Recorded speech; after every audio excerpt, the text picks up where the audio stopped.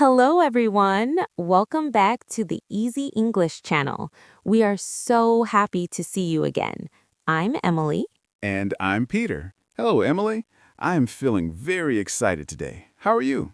I'm doing great, Peter. Today we have a very special topic.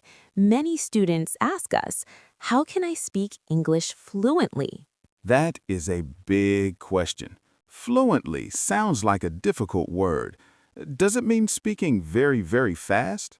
That's a great point, Peter. No, fluency does not mean speed.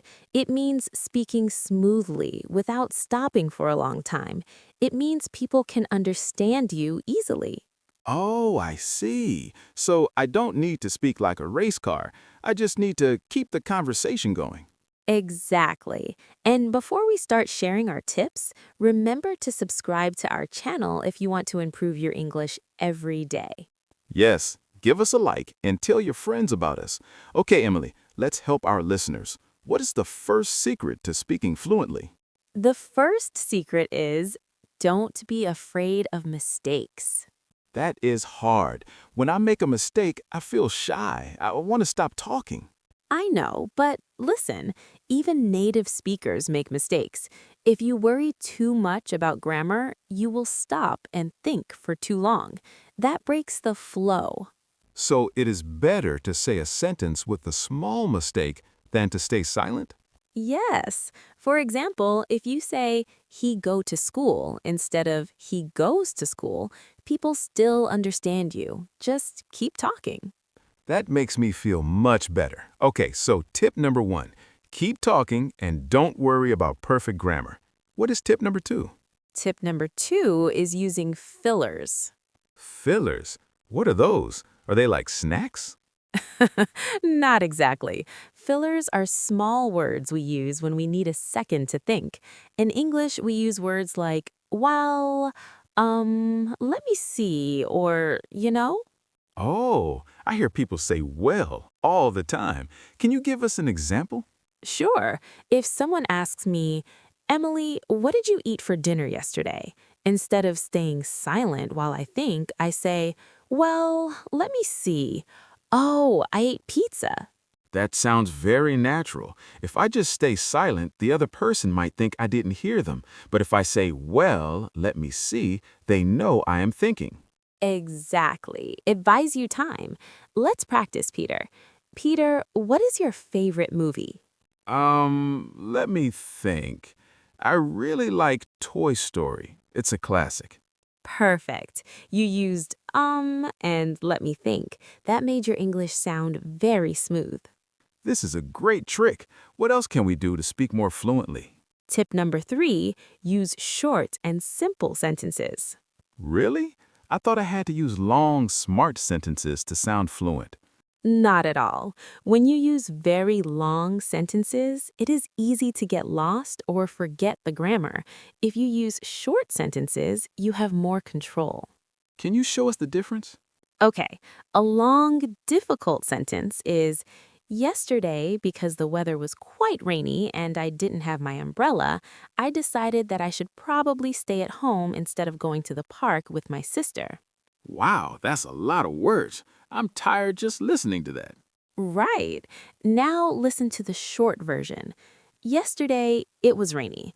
I didn't have an umbrella, so I stayed at home. I didn't go to the park. That was so much easier to understand, and it felt very fluent because you didn't stop to think about complex grammar.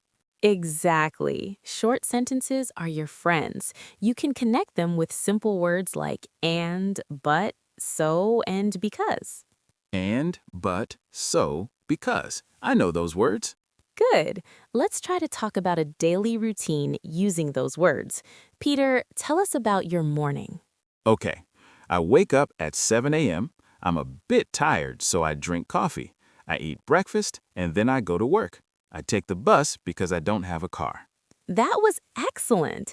It was fluent, clear, and easy to follow. You used so, and because perfectly. I felt more confident using short sentences. Now, Emily, sometimes I forget a specific word. For example, I forget the word for refrigerator. What should I do? This is tip number 4.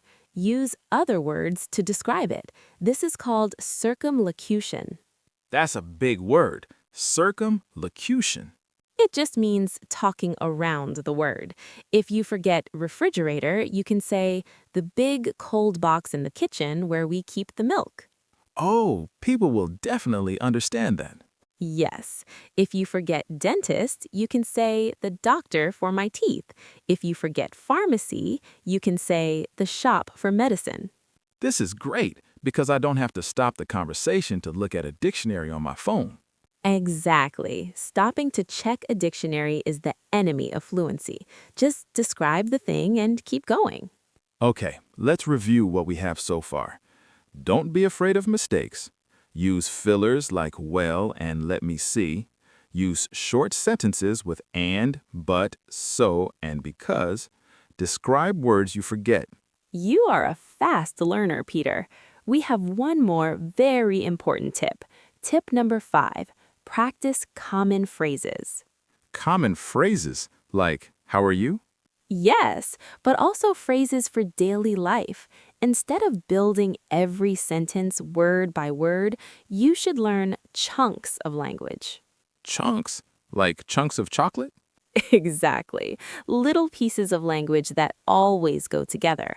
For example, I'm looking for, how much is, would you like to, or I'm going to. So, if I learned I'm looking for, I can just add any word at the end. I'm looking for my keys, I'm looking for the station, I'm looking for a gift.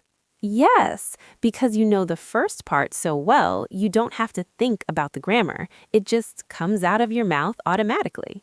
That makes speaking much faster and easier. It really does. I recommend our listeners to listen to English every day. Listen to this podcast or watch videos and repeat the common phrases you hear. Shadowing is a great word for that, right? Repeating what we hear. Yes, shadowing is a great way to improve your speed and your accent. We talked about many things today. I feel like I can speak more fluently already.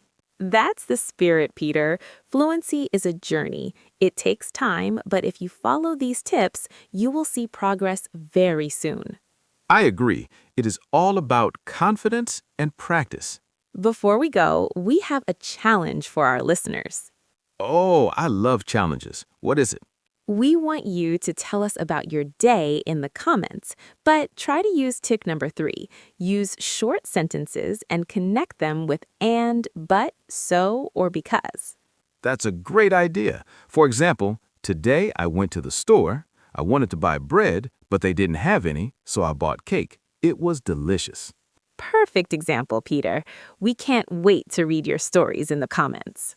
Thank you for listening to the Easy English channel today. We hope these tips help you speak English with a smile.